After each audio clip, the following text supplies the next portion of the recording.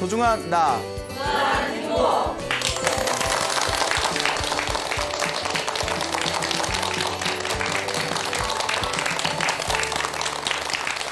예, 만나서 반갑습니다.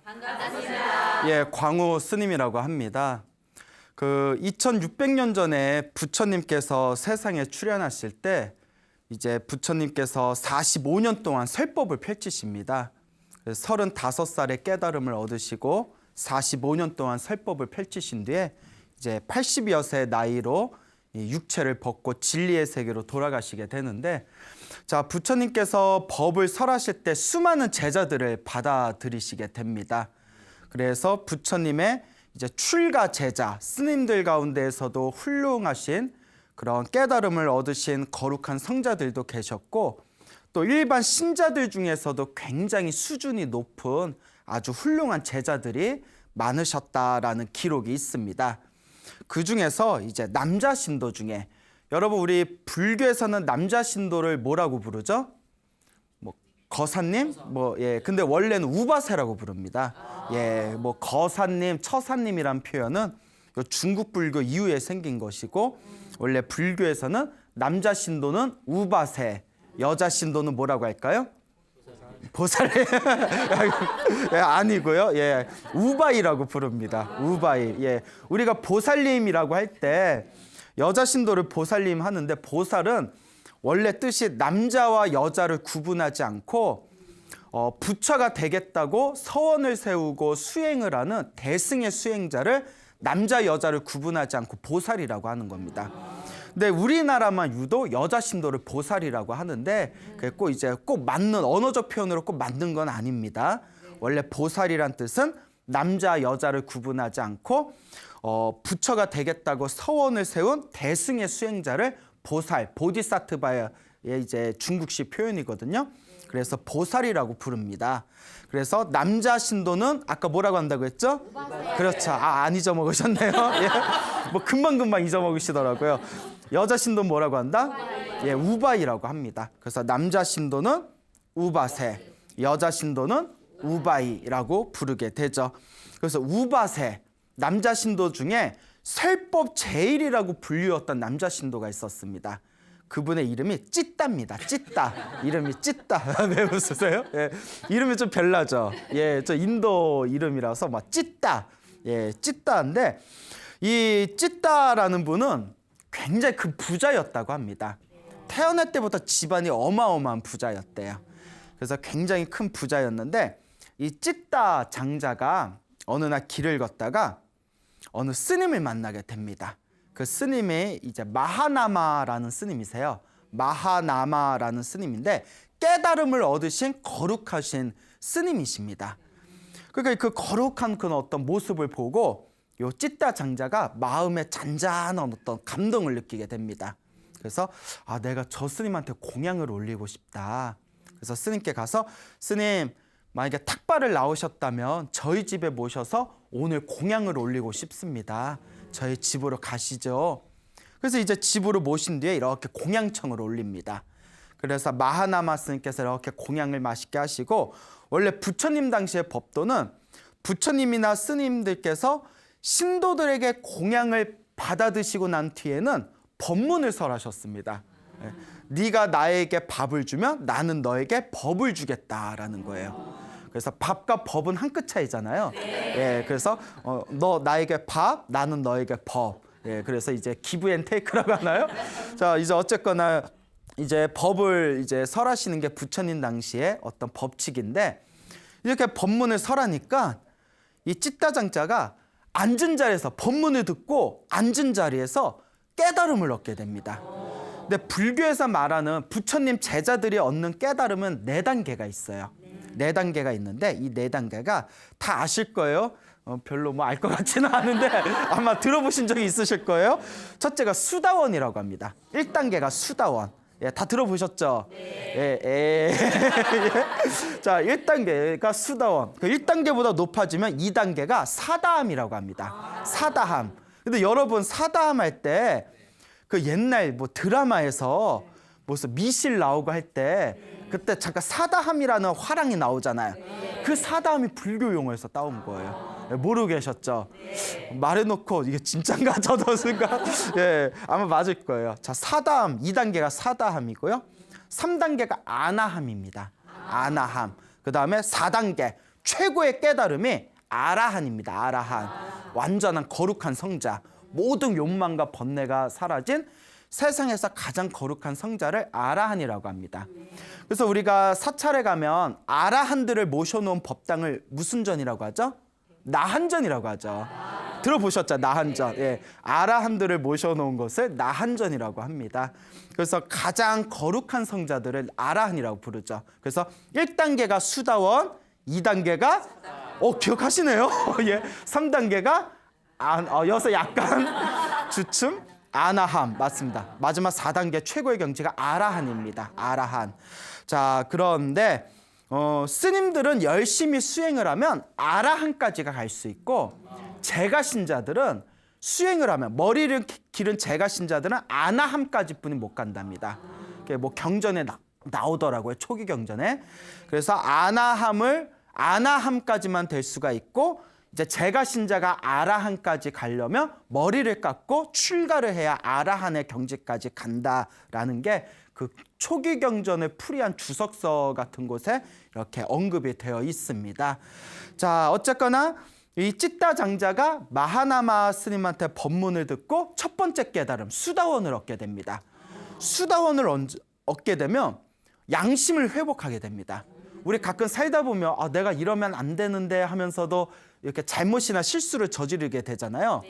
근데 1단계 수다원의 경지만 가도 나쁜 짓을 할래야 할 수가 없대요. 완벽하게 양심을 되찾게 되고 5계를 완벽하게 지키게 된답니다. 5계 다 아시죠? 뭐 오골계 말고 5계. 예, 살생하지 말라, 도둑질하지 말라, 예, 음행, 사음하지 말라, 그 다음에 거짓말하지 말라, 마지막에 이제 술을 포함해서 정신을 흐리게 하는 것을 멀리해라. 그래서 이제 5계를 완벽하게 저절로 지키게 된대요. 그리고 불법에 대한 부처님 법에 대한 확고한 믿음이 생기게 된답니다. 이게 수다원 1단계의 경지예요. 그러니까 사람들이 수다원 경지만 돼도 이 세상이 굉장히 아름답고 평화로워지겠죠. 자, 이 찌따장자가 수다원을 얻은 뒤에 불법에 대한 확고한 믿음을 가지게 됩니다. 그래서 이 찌따장자가 굉장히 큰 부자였잖아요. 근데 자기 집에 망고 동산이 있었대요. 망고 동산. 여러분 망고 드셔보셨어요? 망고 맛있죠? 네, 저는 망고 별로 안 좋아해요. 너무 달아. 왜 너무 달아서 그 까먹기가 귀찮더라고요. 저는 누가 까줘야 먹어요. 근데 되게 망고가 맛있어요. 엄청나게 이제 망고가 맛있는데 자기 망고 동산이 있었어요. 여러분 집에 망고 같은 막 과수원 동산 있으면 엄청 좋겠죠. 그 망고 동산을 절에다가 기증을 합니다. 절을 지어서 스님들께 기증을 해요. 부처님에 대한 확고한 믿음을 가지고 이 세상에 불법을 널리 펼칠 수 있도록 자기가 아끼는 망고 동산에 이제 절을 지은 뒤에 스님들에게 기증을 해서 공부하러 오시는 스님을 아주 정성껏 시봉을 합니다. 그러다 보니까 널리 소문을 퍼져서 그 찌따장자가 절을 지은 망고동산에 수많은 스님들이 찾아오게 됩니다.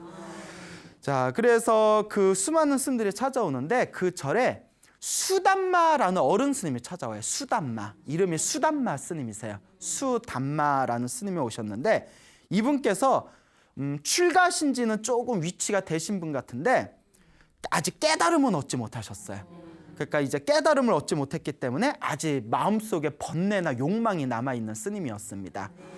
그러니까 이 수담마 스님이 그 절에서 가만히 지내고 있을 때 어느 날 멀리서 부처님의 10대 제자 중에 신통제일이라고 불리우는 목련 스님과 목련 스님 다 들어보셨죠?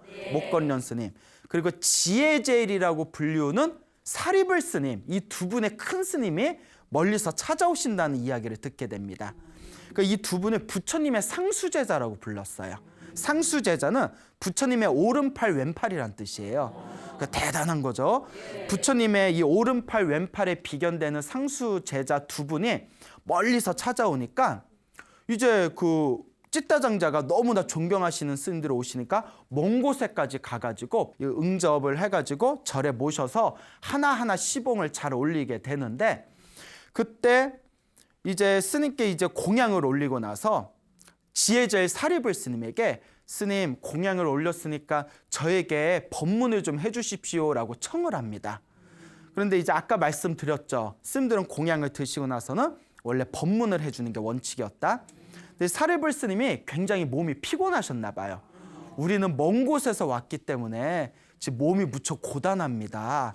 그러니까 길게는 못하겠고 짧게 법문해 드리겠습니다 하는 거예요. 그래서 이제 짧게 법문을 해줬는데 그 지혜제일 사리불 스님의 짧은 법문을 듣고 그 자리에서 또 깨달음을 얻습니다. 찌따 장자가. 아나함이 돼요. 아나함.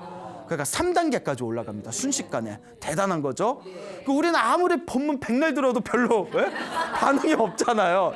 여러분 법문 듣고 갑자기 깨달음이 뻥 하고 오고 이런 적 있어요? 없어요? 없을 것 같아요. 있었으면 뭐 벌써 뭐 다들 바깥에서 중생제도 하고 계시겠죠. 근데 이제 저도 이렇게 법문 많이 듣고 책도 많이 보지만 아무리 법문 들어도 그 법문 듣는다고 깨달음이 찾아오지는 않거든요. 여기서 말하는 깨달음은 알았다 이런 어설픈 깨달음이 아니라 말과 행동이 실천이 되는 그런 깨달음의 경지입니다.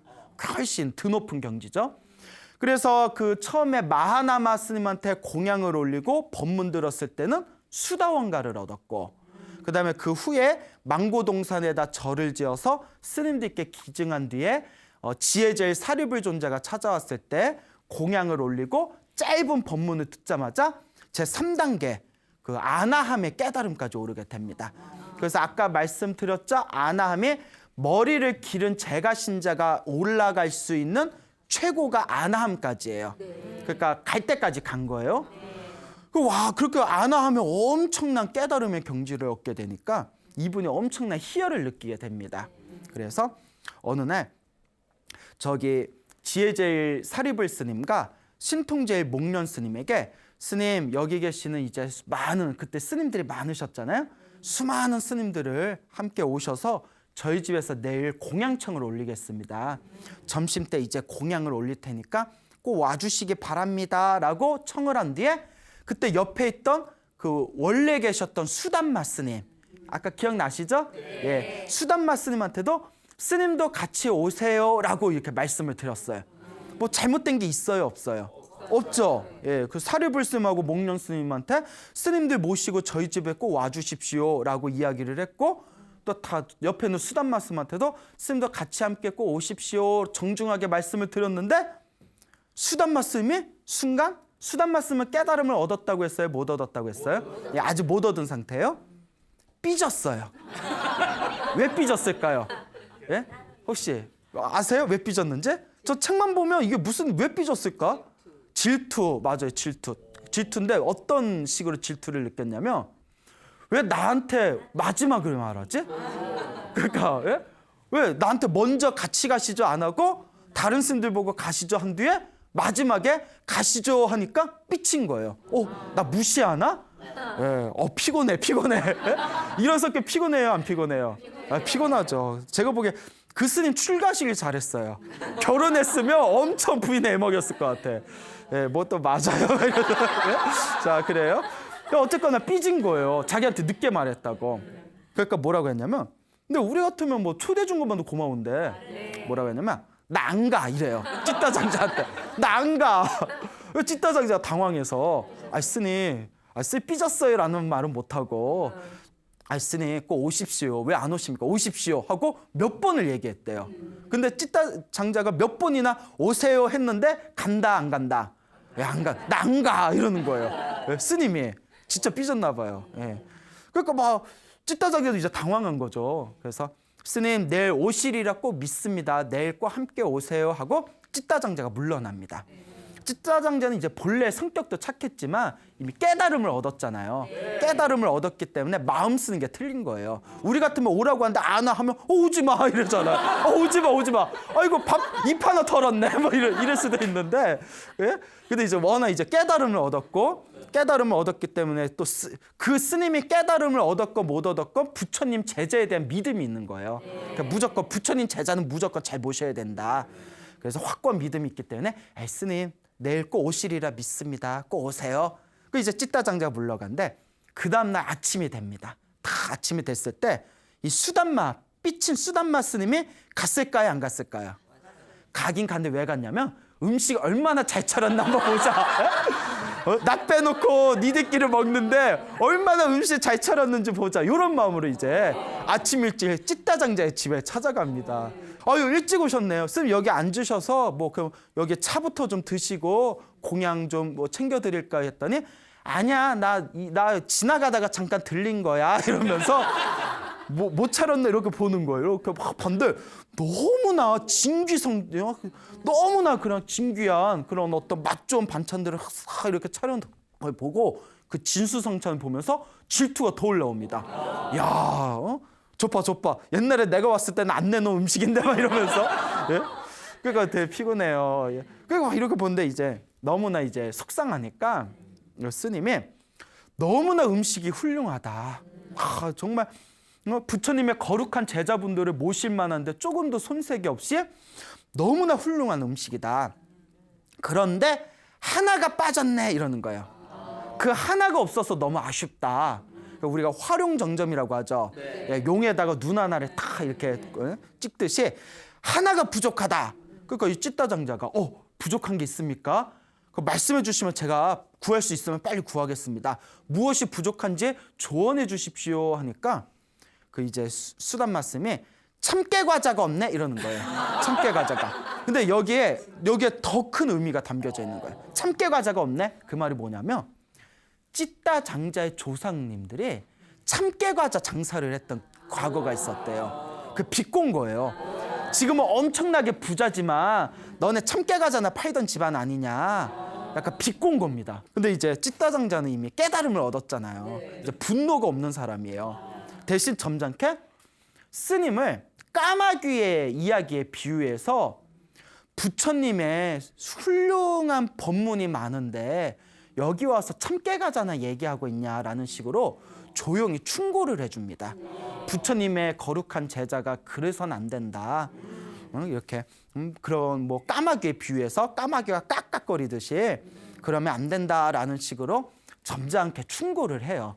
그런데 찌따장자는 이제 스님의 언행에 잘못이 있어서 그러시면 안 됩니다 하고 까마귀의 비유를 들어서 충고를 해준 건데 그걸 들은 이 수담 말씀은 얘가 나를 완전 비꼬고 있구나 라고 더 삐져버립니다.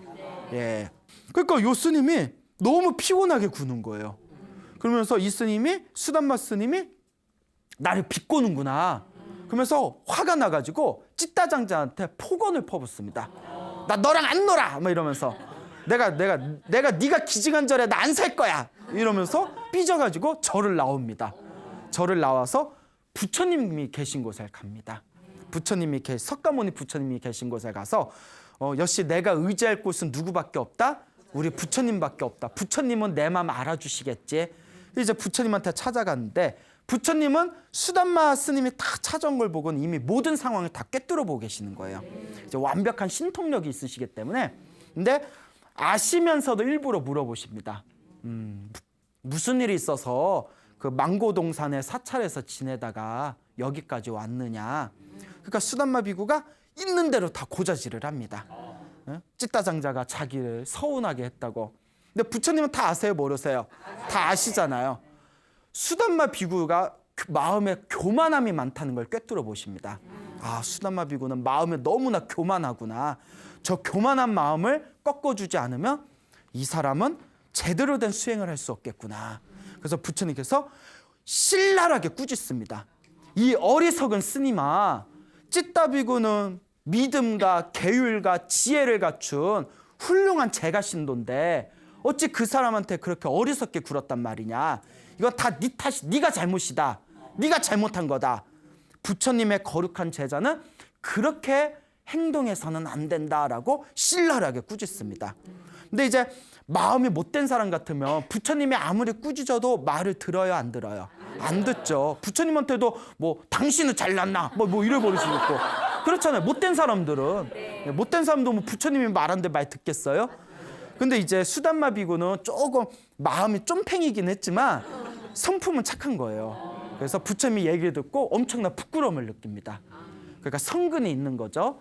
그래서 부처님 제가 잘못했습니다. 죄송합니다. 저의 참회를 받아주십시오 하니까 부처님께서 왜 나에게 참회를 하느냐. 찌따장자에게 가서 찌따장자에게 참회를 하거라. 찌따장자에게 가서 사과하거라. 그러니까 이제 부처님의 이제 명이니까 수담마 비구가 이제 그 찌따장자를 찾아가게 됩니다. 찌따장자를 찾아가서 내가 미안해. 뭐 이래.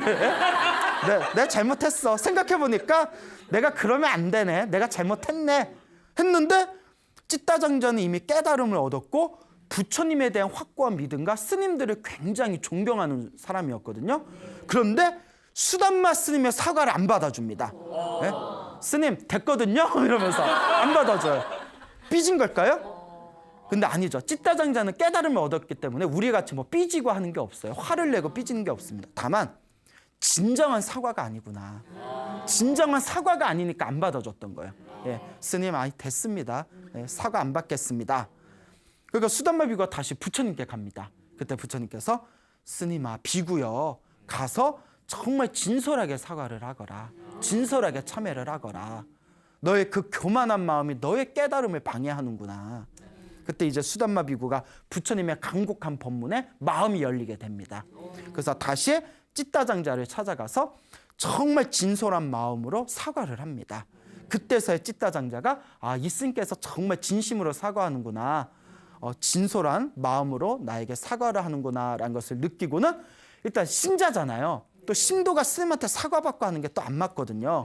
그러니까 이제 그때서야 찌따장자가 아닙니다 스님. 혹시 제가 잘못한 게 있다면 스님께서도 저를 용서해 주십시오. 사실 찌따장자가 뭐 저거 용서를 빌 게 있어요 없어요? 없잖아요. 근데 이제 그게 법도라는 거예요. 제가 부처님의 신자인 제가 신자가 스님들께 겸허한 마음으로 자신을 낮출 수 있는 거. 그러니까 부처님께서 스님이 실수를 했으면 스님이라 하더라도 누구한테 사과해라? 신도한테 사과해라 라고 부처님은 가르치셨고 스님이 사과한다 하더라도 또 제가 신자가 그걸 겸허하게 그래 나 당신이 그럴 줄 알았어 이렇게 받아들인 게 아니라 아닙니다 스님 저도 잘못한 게 있어요. 잘못한 게 없더라도 잘못한 게 있으면 용서해 주십시오. 얼마나 아름다워요. 자 그리고 이와 같은 과정을 거쳐서 마음의 교만함이 한풀 꺾인 수담마 스님은 그 뒤로 열심히 수행을 했답니다. 열심히 수행을 해가지고 결국은 모든 번뇌와 욕망이 사라진 거룩한 성자 아라한이 되셨다라는 이야기가 전해지고 있습니다. 그러니까 우리에게 희망이 있는 거예요. 여러분들 그 밥 먹으러 가자 하는데 나한테 마지막에 밥 먹으러 가자 한다고 삐져요 안 삐져요? 그 정도 갖고 안 삐지잖아요. 그런데 그거 갖고 삐진 사람도 수행을 열심히 하니까 깨달음을 얻을 수 있다는 거예요. 그러니까 우리는 그것보다 더 낫잖아요. 그러니까 우리도 열심히 수행을 하면 지금은 아무리 속이 좁고 부족한 사람이라 하더라도 스스로를 참회하고 부끄러움을 느끼고 열심히 수행을 하면 누구라도 큰 깨달음을 얻을 수 있다라는 교훈을 여기서 얻게 되는 것입니다. 자, 어쨌거나 이런 사건이 끝나게 되고요. 이 찌따장자가 이제 수다원가를 얻었다가 이번에 아나함과를 얻었잖아요. 그렇죠. 그래서 찌따장자가 하루는 이런 생각을 합니다. 내가 부처님의 거룩한 제자분들 덕분에 내가 큰 깨달음을 얻었다. 이렇게 소중한 깨달음을 얻었는데도 내가 아직 부처님을 한 번도 친견하지 못했구나. 그러니 부처님이 계신 곳에 가서 부처님께 내가 감사의 인사를 올려야 되겠다. 근데 문제가 뭐냐면 옛날에는 열차가 있어요 없어요? 없잖아요. KTX 없잖아요. 걸어가야 되거든요. 기껏해야 이제 뭐 말 타고 가고 뭐 그래야 되는데 이 찌따장자가 있는 곳에서 석가모니 부처님이 계신 곳까지 석가모니 부처님이 그때 사위성에 계셨대요. 사위성에 계셨는데 꼬살라고 사위성까지 한 달을 걸어가야 되는 거예요. 인도가 굉장히 멀죠. 한 달을 가야 되니까 한 번 갈 때 엄청 그 큰 마음을 품고 가야 되거든요. 그러니까 찌따 장자가 이번에 내가 부처님 만나 뵙고 오면 또 언제 뵙겠냐, 한 달을 걸어서 이번에 갈 때 제대로 한번 가자 해가지고 그 자기가 있는 도시의 사람들에게 다음과 같이 이제 소문을 냅니다. 내가 부처님을 뵈려 내가 이곳에서 사위성까지 한 달 동안 갈 텐데 같이 갈 사람은 모이십시오. 가는 동안 한 달 동안 먹어야 할 필요한 모든 물품과 식량은 내가 다 대주겠습니다. 야, 통이 크죠? 네, 통이 커요. 그러니까 비구 스님, 비구니 스님, 그다음에 우바세, 우바이 해가지고 이 4부대 중에 500명씩 2,000명이 모이게 됩니다. 우리 나도 갈래. 이제 2,000명이 모이게 되고 불교 신자가 아닌 사람들과 같이 갈 하인들까지 합쳐서 3,000명이 됩니다. 3,000명. 3,000명이 가겠다 하니까 근데 찌따장자 뭐라고 했어요? 가는 동안 어떡하겠다? 먹을 걸 내가 다 대주겠다. 근데 30명도 아니고 몇 명이 가요? 3,000명. 그때 우리 같으면 이거 어떡하지? 이거 적금 깨야 되나? 예? 제가 잠시 몸이 안 좋아서 어떤 일로 하겠습니다. 근데 이제 찌따장자는 이제 그런 사람이 아니죠. 3,000명이나 모였구나. 오히려 기뻐했답니다. 부처님을 뵈러 가고 싶어하는 사람이 이렇게 많다니 한 달 동안 나 가는 길이 외롭지는 않겠구나. 그래서 이제 3,000명을 데리고 가는데 500대의 수레를 준비합니다. 500대의 수레에다가 부처님과 스님들한테 공양 올릴 공양물을 500대의 수레에다가 잔뜩 쌓아놨대요. 그러니까 엄청나게 많은 거죠. 그리고 500대의 수레 외에도 3,000명이 먹을 분량의 식량과 물품을 또 따로 준비를 한 거예요.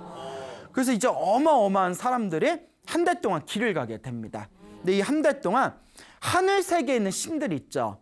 하늘 세계에 있는 천신들이 이 3,000명의 사람들이 부처님을 뵈러 갔는데 찌따장자가 그 3,000명들을 후원하면서 정말 거룩한 신심으로 부처님께 가는 모습을 보고 이 하늘의 천신들이 감동을 받아가지고 하늘에 있는 천신들이 또 도와줬답니다. 그래서 한 달 동안 아무런 문제 없이 이 3,000명의 사람과 찌따장자가 사위성에 드디어 도착하게 됩니다. 한 달 만에.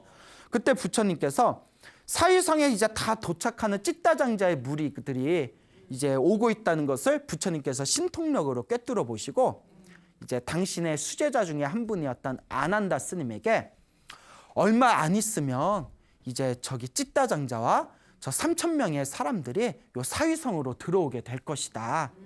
그러니까 아난 스님이 언제쯤에 도착할 것 같습니까? 저녁 때쯤이 되면 도착할 것이다. 그러면 이 찌따장자와 3,000명의 사람들이 오면 뭔가 신비로운 상서로운 기적이 일어나겠습니까? 라고 질문을 던지니까 부처님께서 아주 놀라운 기적이 일어날 것이다. 어떤 기적이 일어납니까? 찌따장자가 나에게 절을 올리는 순간 하늘에서 꽃비가 내릴 텐데 사람들 무릎이 쌓일 정도로 꽃비가 내릴 것이다. 이게 소문이 퍼진 거예요. 그 사람들이 사위성에 있던 사람들이 야, 부처님이 하신 말씀 들었어? 뭐라고 하셨는데? 멀리서 찌따장자와 3,000명의 사람들이 오는데 와가지고 부처님한테 절을 올리면 하늘에서 꽃비가 내린대. 에이 뻥! 막 이러면서 에이 무슨 하늘에서 꽃비가 내려. 야 진짜 부처님이 거짓말한 적 봤어? 아니 못 봤지. 야 신기하다. 막 구경 가자. 막 이런 이야기가 퍼지게 됩니다. 그 수많은 사람들이 저녁 때쯤에 사위성에 있는 수많은 사람들이 그 모습을 구경하려고 수많은 사람들이 이제 모여들게 됩니다. 그리고 드디어 3,000명의 사람들과 찌따장자가 다 도착을 합니다. 그래서 먼저 비구 스님과 비구니 스님들이 먼저 성에 들어가서 부처님께 인사를 올리도록 한 뒤에 그 뒤를 이어서 이제 찌따장자와 사람들이 이제 성으로 싹 사람들의 박수 갈채를 받으면서 들어와요. 그 500대 수레를 다 들고 이제 들어오고 부처님 앞에서 찌따장자가 부처님의 발을 만집니다. 인도 문화 중에 하나가 자기가 믿고 자기가 존경하는 스승님의 발을 만지는 풍습이 있어요. 사람 인체 중에서 가장 낮은 곳이 어디예요? 그렇죠. 당신의 가장 낮은 자리, 가장 더러운 곳조차도 내가 존경한다라는 의미가 담겨져 있는 거거든요. 그러니까 발바닥을 싹 이렇게 만지면서 거룩하신 세존이시여 이제야 부처님을 배웠습니다 하면서 삼배의 절을 올리는 순간 하늘에서 뭐가 쏟아졌다? 꽃비가 쏟아졌답니다. 예. 믿어요? 예. 이런 거 들으면 믿어요? 예, 이게 믿음이 있으면 불자예요. 근데 이런 얘기 들까? 에이, 그런 게 어딨어 하면 불자다. 아니다, 불자예요, 불자. 아주 불자가 아니라 불자예요. 자, 어쨌거나 하늘에서 꽃비가 싹 쏟아지니까 수많은 사람들이 이제 감동을 하게 됩니다. 야, 부처님의 말씀이 맞았구나. 이와 같은 신비로운 기적이 일어나는구나. 그래서 이제 하늘에서 엄청난 이제 꽃비가 사람들의 무릎에 쌓일 때까지 꽃비가 내렸다라는 이야기가 전해지고 있습니다. 그래서 이제 찌따장자가 한 달 동안 머무르게 됩니다.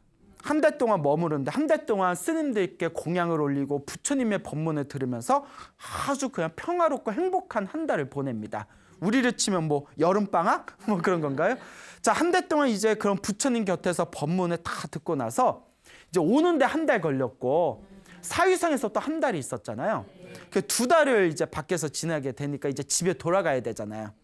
그래서 부처님께 이제 이 말씀을 드립니다. 거룩하신 세존이시여, 한 달 동안 너무나 행복한 나날이었습니다. 하지만 저희도 생업이 있기 때문에 집으로 돌아가야 되겠습니다.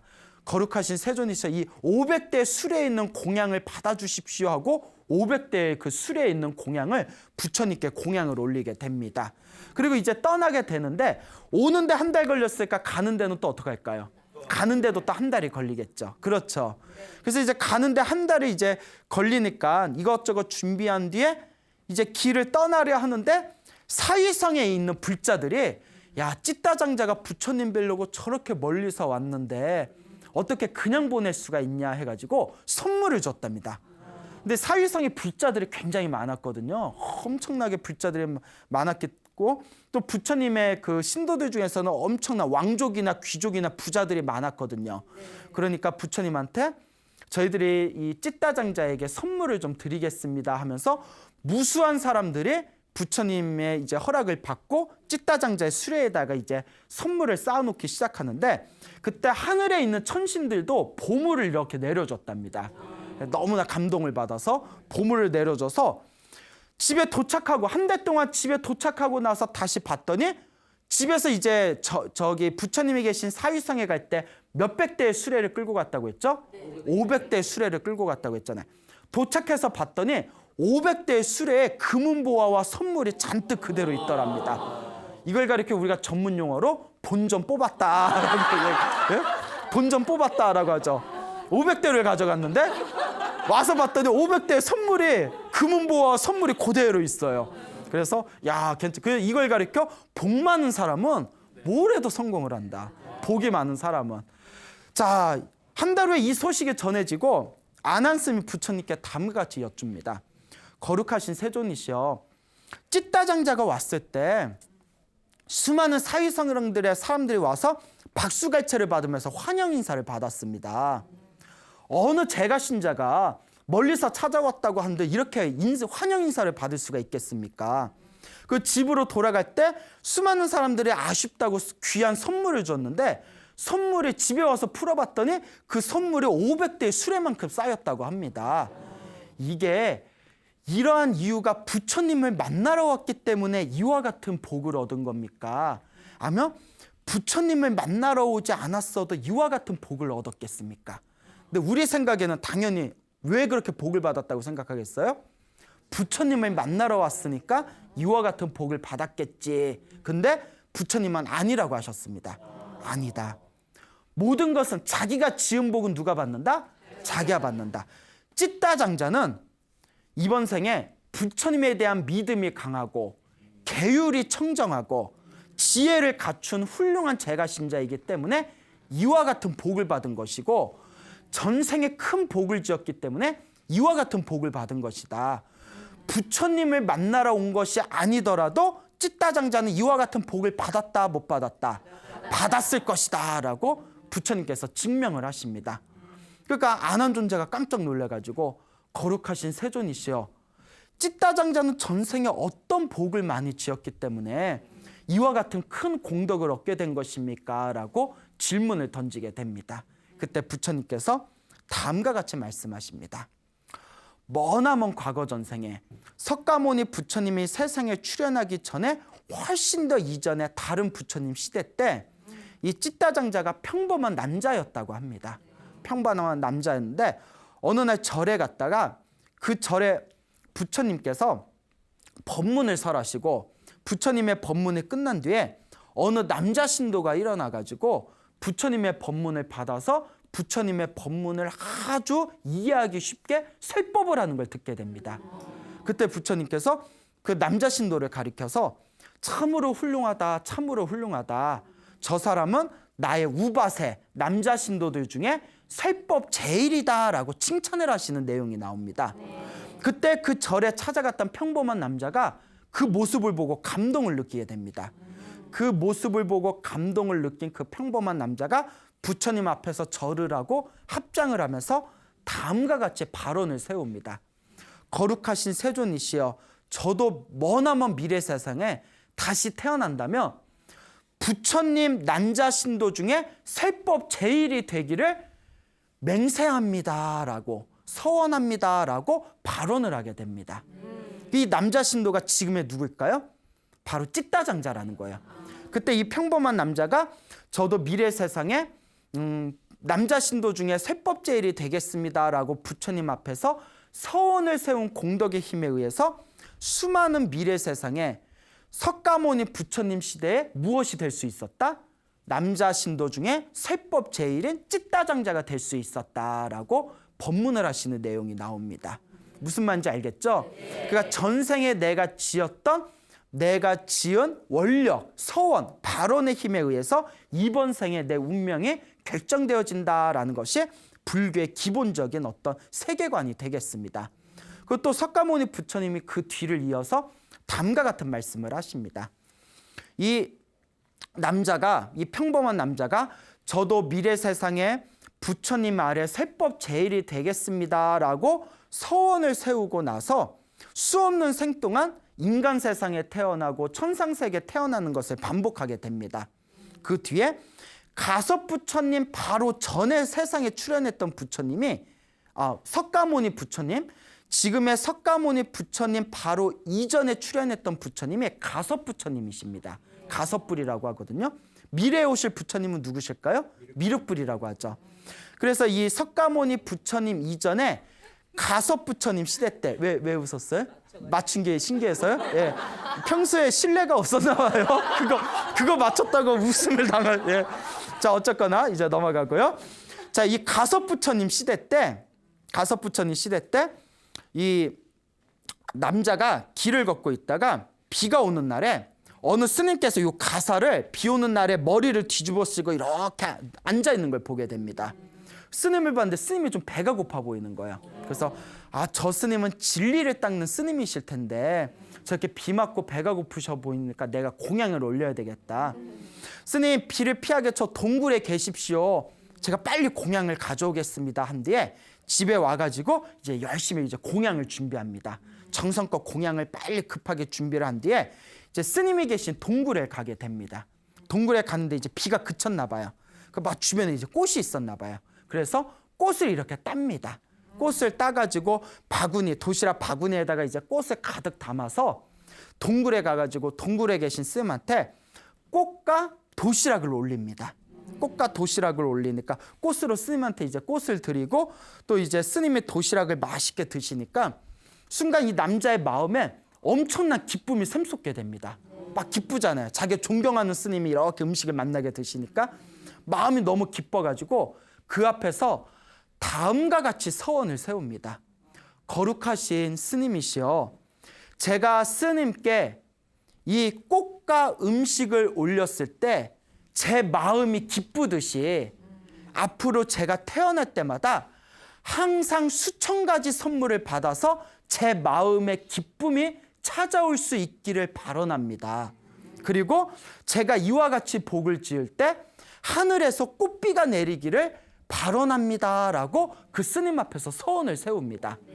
바로 그 사람이 석가모니 부처님 때 누구로 태어나게 된 걸까요? 찌따장자로 태어나게 된 거예요.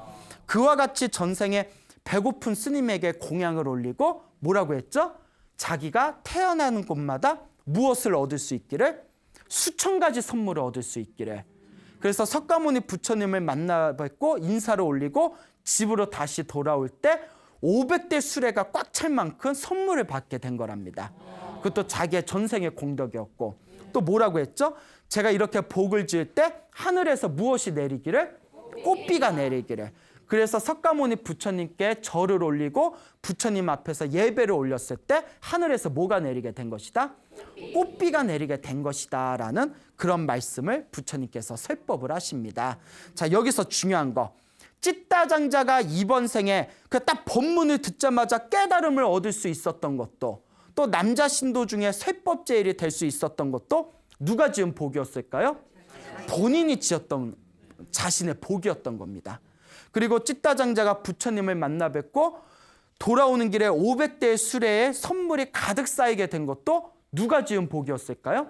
자기가 지었던 복이었던 거죠. 그리고 찌따장자가 부처님께 절을 올렸을 때 하늘에서 꽃비가 내린 것도 누가 지은 복이었다? 자기가 지었던 복과 선업과 공덕의 힘이었던 겁니다. 그러니까 여러분, 불교에서는 이번 생을 살아갈 때 좋은 일이 생기든 나쁜 일이 생기든 다 누가 지은 업이다. 다 자기가 지은 업이라는 거예요. 잘 살면 잘 산 대로 자기가 지은 복이 많은 거고, 못 살면 못 사는 대로 지지리도 복을 안 지어서 그런 거랍니다. 왜 찔러요? 예.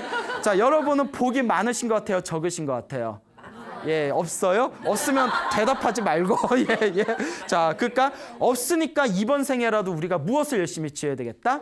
예, 열심히 복을 짓고 열심히 선업을 짓고 열심히 공덕을 짓는다면 부처님 남자 신도 중에 세법 제일이라고 불렸던 찌따장자와 같은 삶을 우리가 우리 삶에서 실천하고 꽃피울 수 있을 것이다 라는 믿음을 가지시기 바랍니다. 알겠죠? 네. 여러분, 행복해지고 싶습니까? 네. 행복한 삶을 창조하고 싶습니까? 네. 복을 지으십시오. 선업을 지으십시오. 공덕을 쌓으십시오. 복과 선업과 공덕의 힘이 여러분들을 진정한 행복의 길로 이끌어 줄 것입니다. 여기서 마치겠습니다. 소중한 나 무한행복.